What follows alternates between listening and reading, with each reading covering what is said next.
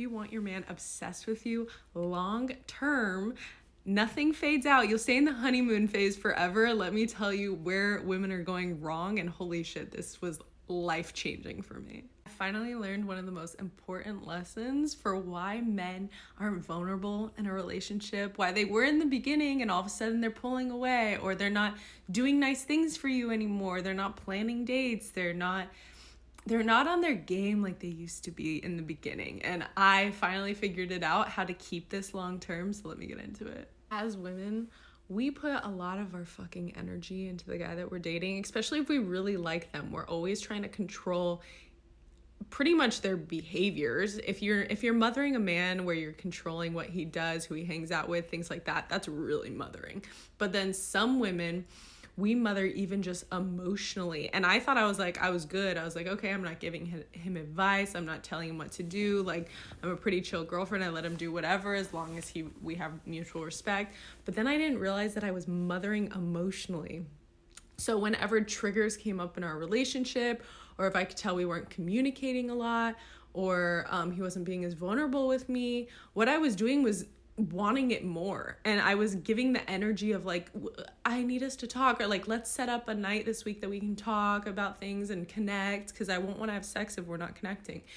And then I was like worried about us planning dates, worried about how much time we spend together that's quality time and all this stuff. And I was putting in so much energy, paying attention to his mood, like, oh, are we good? Is he upset with anything? Like, always just putting all my energy on him.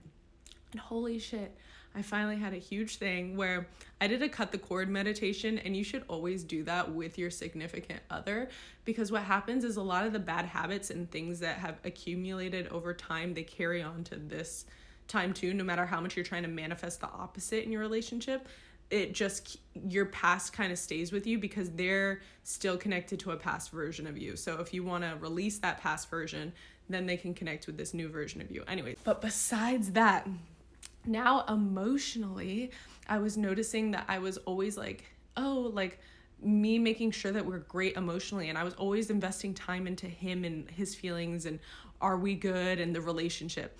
Now I took a fucking step back. He's going to notice my energy goes away, and I'm going to invest my mental space now into myself. And I've been doing that, and holy shit, I could feel the energy change, because the problem is when you're coming towards someone, they're pulling away. They're getting more avoidant. They're not planning dates for you. They're not spoiling you anymore. They're not doing all these things for you. They're kind of getting annoyed of you because you feel like a mom. Every time they talk to you, you're always saying how we need to connect more, how we need to be doing more dates, how he should be working on himself, or what he should be doing personal growth wise. And if you're always doing that, you are like a fucking mom. They want to handle their shit themselves. So by backing up and being like, I'm just going to pay attention to me and focus on me. And if I don't like something that he's doing, say like he's playing video games while I'm hanging out there, then I tell him, hey, if I'm going to come over to your house, if I'm going to come hang out with you, are we going to have quality time? But if you're just going to play video games, I totally get it. You do you. And let's find another time to hang out. Totally fine. You are protecting yourself. It's like if you were hanging out with a friend who wasn't giving you attention. Like, it'd be weird if you went to one of your girlfriend's houses and the whole time she was just playing fucking video games and she wasn't giving you quality time. It'd be fucking weird. You're like, why don't you just call me when you have time? Like, I'm good to go. Like, it's fine. Like, let's just talk when you have more time.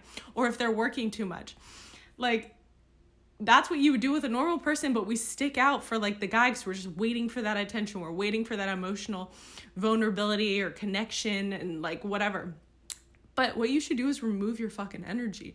That is goddess fucking energy. That is your highest frequency. You are so much more attractive if you don't put yourself in those situations. I know you want to hang out with him badly, or you want to see him, or maybe you don't see him enough.